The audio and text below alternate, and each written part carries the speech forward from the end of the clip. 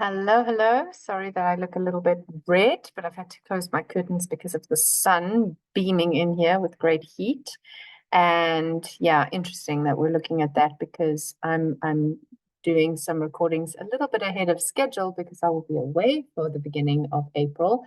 And so I wanted to do a Mercury retrograde video. And this is going to be happening as we're really in that seasonal shift time, Aries season, and that will depend where in the world you live, if you're in autumn or spring. But here I am in this heat day, still reminding me of summer in the Southern Hemisphere and recording something where probably at this point it's going to feel a little cooler. We will see. Anyhow, I wanted to remind you a little bit about Mercury retrograde. So if you go into AstroSeek and you go to the Astro Tools and you go to the retrograde planets, you come into this page that I'm on. And if you come to the Mercury section of that, which is at the top, it's going to tell you all of the Mercury retrogrades for the year.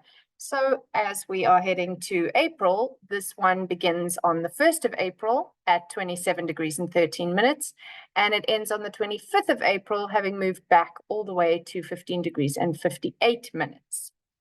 And reminding you that it's important that we remember that there's a shadow period. I wanted to show you this before I open it up, because now this app gives you the option to go Mercury shadow periods, and then you'll see it'll give you those times. So here we go. We'll go to the second one, because obviously this was the one we started the year on. And now we are saying from the 19th of March, Mercury gets to 15 degrees and 58 minutes, which is the point to which Mercury will backtrack towards.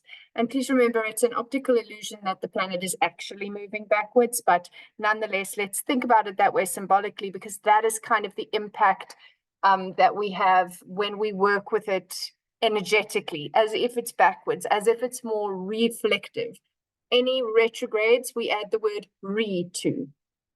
And then we think of the planet. And in this case, we're going to say reword, restory, rewrite, redo, revisit.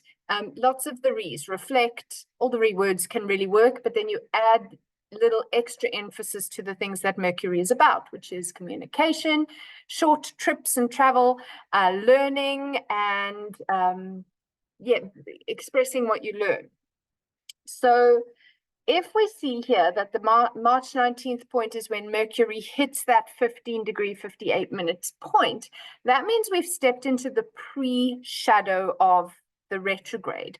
And usually the pre-shadow is where I like to use the analogy of we get in our car or we start walking down the street to wherever we're going and we head off. And then at a certain point, we realize we forgot something important at home.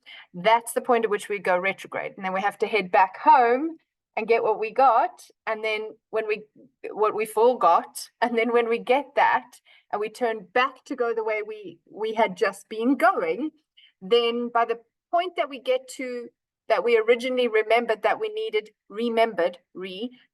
to go back to the house for something, that's the end of the post-shadow. So the pre-shadow begins at 15 degrees and 58 minutes. We leave home for our trip, our short trip to the shops or wherever it is, and this is metaphorical. And then when we get all the way on the 1st of April to 27 degrees and 13 minutes, we remember that we forgot something. So we have to remind ourselves to go back and reflect and retrace our steps to get what we need. So then through that retrograde period from April the 1st to April the 25th, we are heading back to get what we forgot. And then from April 25th, when Mercury goes back forward in the right direction, so stations direct, then we hit the post shadow, which is going to take us all the way back to 27 degrees. So we go from 15 to 27, back to 15, back to 27, which means there are 3 trips that Mercury makes over the same space. And because Mercury is about short trips, think about a short trip that you do every day. So let me say for me, I'm taking my children to school. I do that short trip every day. So let's say I head out and I get to a certain point, not all the way, and I go, oh dear. and I turn around and come back home to get what we forgot, and then turn back around and go back past the place I said, oh dear, at, and keep moving to my general short trip and on with my daily life. So this is what the essence of all retrogrades are, but Mercury in particular happens at least 3 times a year usually, which means we have a lot of opportunity to practice and reflect with this little quick moving trickster Mercury, who can be here and can be there and generally likes to move quite fast. So sometimes these reflection periods, and it does very much depend on your own chart. As I always say, look at it in your own chart. But it very much depends on your natal Mercury and how you think. So I have my natal Mercury in the sign of Cancer, so I think in a very emotional way. So you might find that these retrograde periods for water signs are this opportunity to feel into all the thoughts that have been going on, because Mercury is in a water sign is a feeling thinking. If you have your Mercury in an air sign, for example, you're very, very, very, very busy, quick, and you maybe forget to dot your I's and cross your T's. And this gives you the opportunity to go, okay, what have I not been finding time for?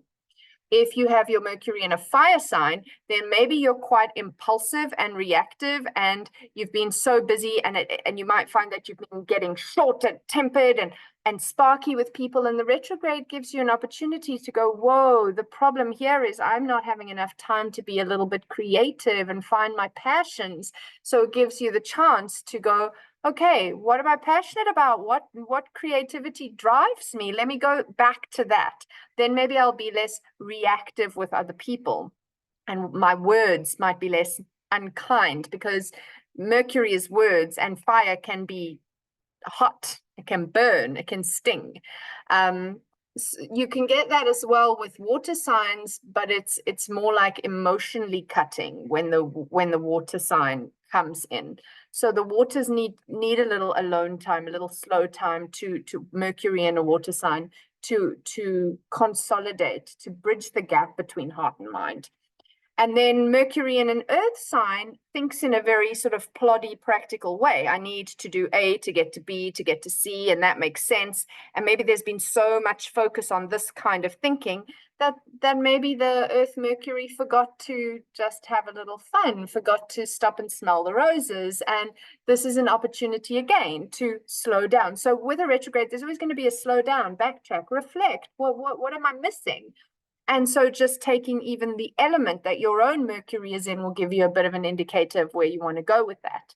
So I just wanted to show you, remind you how to use this app to look at those retrogrades and where the periods are and where it is in your chart, because now you want to go to your chart and you want to say what's happening between 15 and 27 degrees. Let's call it 16, that's close on 16, and 27 degrees of Aries. Now you're going to see, do you have planets between 16 and 27 degrees of Aries planets, or maybe it's your rising sign? Do you have anything between 15 and 27 degrees of the other cardinal signs? Aries is a cardinal sign, cardinal fire. So you're also going to want to look at the other cardinal signs, the opposite one, which is Libra, or otherwise you're going to look at Cancer, Capricorn. Do you have anything in there? Because those are going to be like quite pushy, intense moments of reflection if you have planets there. So these are the kinds of ways you can apply this to your own natal chart to see how's that going to relate. So that's in terms of degrees, but you also want to say, not only do I have a planet at those degree points in Aries, but where in my chart, if you have a birth time, an accurate birth time for your chart, where in my chart is that happening? So let's say it's happening in your 5th house of hobbies and children and fun. You might say, okay, so my reflections are going to be around how I am with my children, should you have children, or the children, my fur babies, or my brain children. And also, what am I doing for fun? And there might be a reflection of going, wow, I don't stop and have fun. I'm going to have to remedy that. Well, I used to enjoy doing this and that as a hobby or a sport, and now I don't do those things. So because it's in the 5th house. So where it is in your chart, and that's just one quick example. Obviously, it depends on, there are 12 houses. So obviously it depends on your chart. Where is that retrograde taking place? And then just very briefly, we're going to have a look at the chart of the day that the that Mercury stations retrograde, and here's Mercury at 27 degrees and 13 minutes of Aries. Looks a bit like it's in Taurus, but if you look at it, it's just because there's so many damn planets happening, like congesting between Pisces and Aries, that it looks like it's across here. It's actually at 27 degrees, so it's over here. And when it comes backwards, you're going to find that it's going to come back over Chiron. So very deep reflecting on our woundy stuff, back over the North Node, although it actually might miss the North Node. Let's just jump back to the last chart. This is the chart where it stations direct. So no, it doesn't get all the way back to the North Node. It doesn't have to go over that twice. That's one little thing we can say. But the sun will go past in that time, and so will Venus go past in that time. So the planets that keep moving forward, Mercury's going to move backwards. There's going to be a crossing of paths in the wrong direction, where every time Mercury has that conversation with that planet, it's going to be impactful. And let's imagine you had a planet at the point that Mercury comes back past the sun or back past Venus. That's also going to be more impactful. But that's getting a little bit too detailed for this particular thing. But just to look at it here, to say the 27 degrees to the 15 degrees, we're seeing Mercury come back across this space and revisit. Actually, that's quite interesting, because in this chart, it is the 5th house. I didn't do that on purpose, but in this chart, it's traveling through the 5th house. So that would relate to our previous conversation. And then that's the chart where it stations direct. And I don't want to take too long looking at that, but when we look at that chart, we might say, oh, these could be the themes around this. And a lot of these themes will tie in with a lot of things that have come up in the lunation forecasts, full moons and new moons, and also I did an equinox forecast.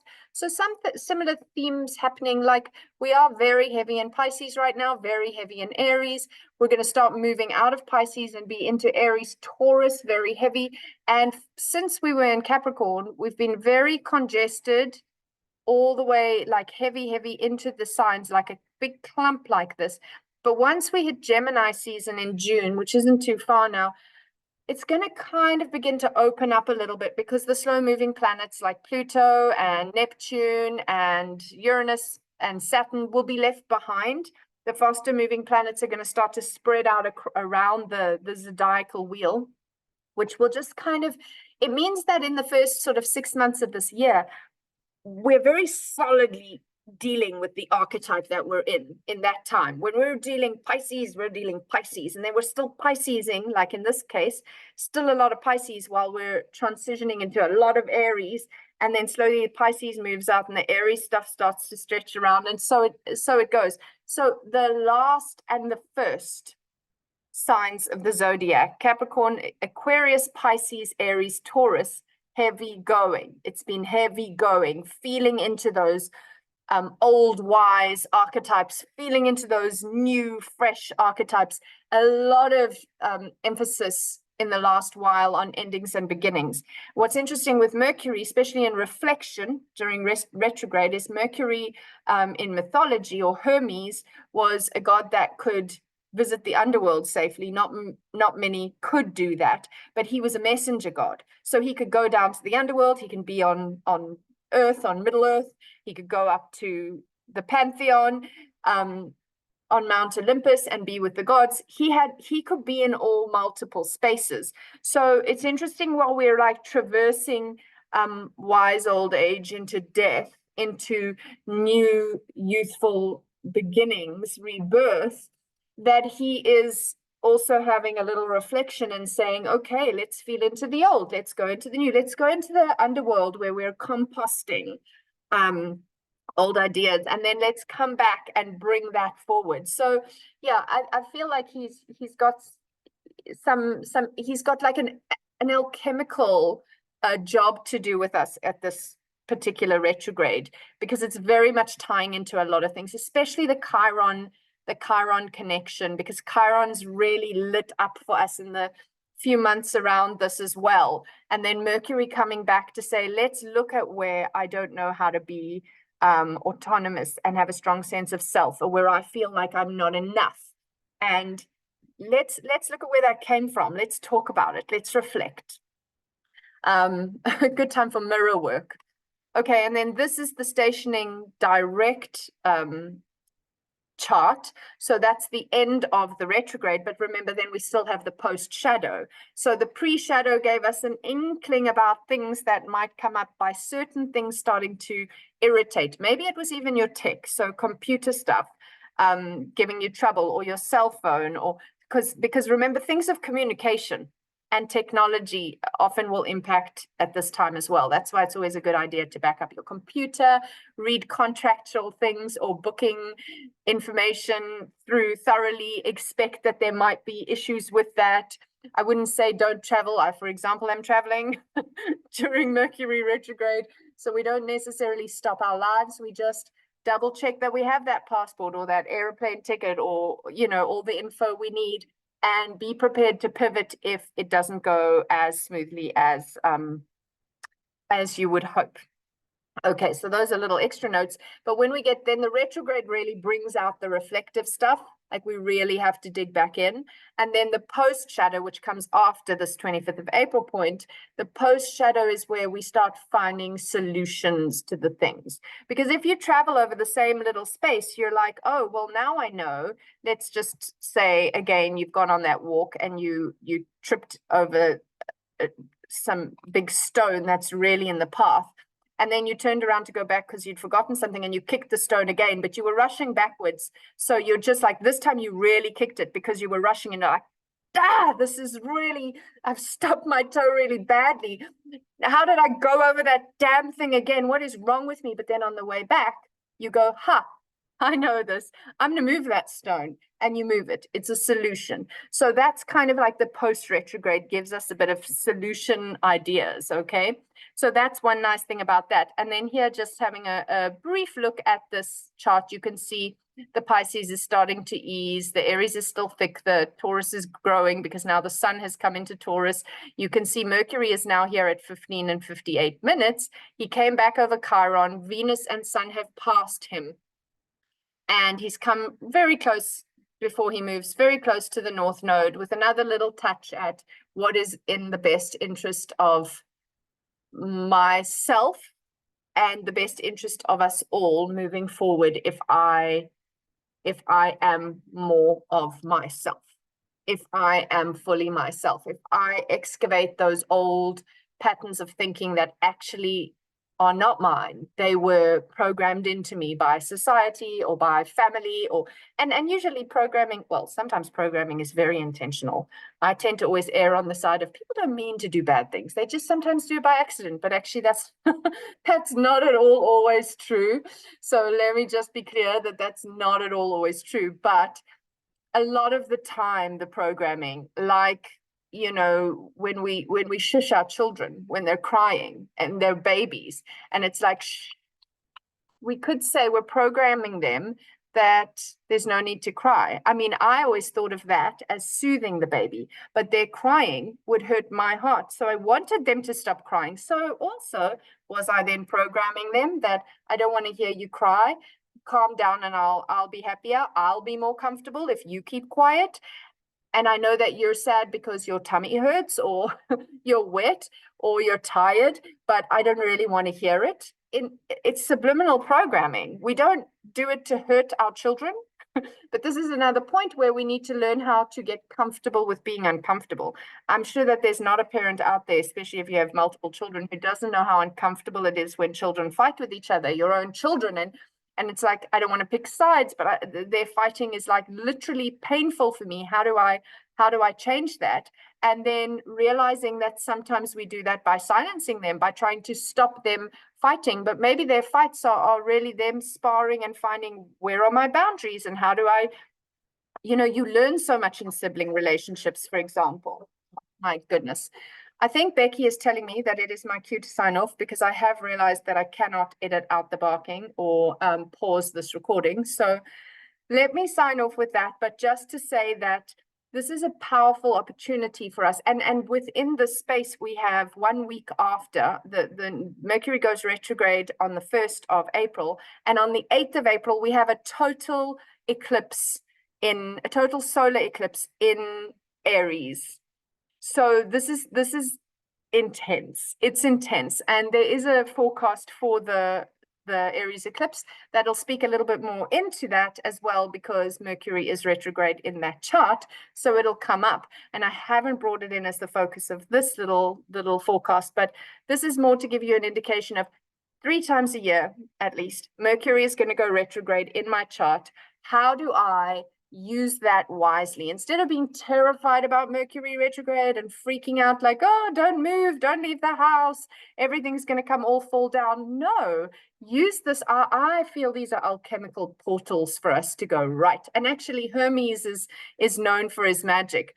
So let's rather use that time as a portal to dig a little deeper, like an accelerated backtrack through the problem zones, so we can move forward and find solutions. And if we're moving too fast, which in Western society, we are very, again, programmed to be very productive, and so driven forward, go, think faster, think outside the box, get moving. And that doesn't give us that time sometimes to fix the little details, and we frazzle our nervous systems. So I am now, for a while already, I'm quite a fan of Mercury retrograde. I do roll my eyes at times and go, oh, that's a Mercury retrograde classic, but I use it. I feel like if we can just use them instead of be afraid by everything, and rather just feel the fear and be curious with it. Okay, that is me. Thank you very much for watching. And the link is below if you want to get in touch with me for private readings. And also, please like, share, comment, subscribe. You know the drill. There's a little bell if you want to know when I'm doing my forecast. That's also very helpful for me. And I hope to see you on the next round. Thank you.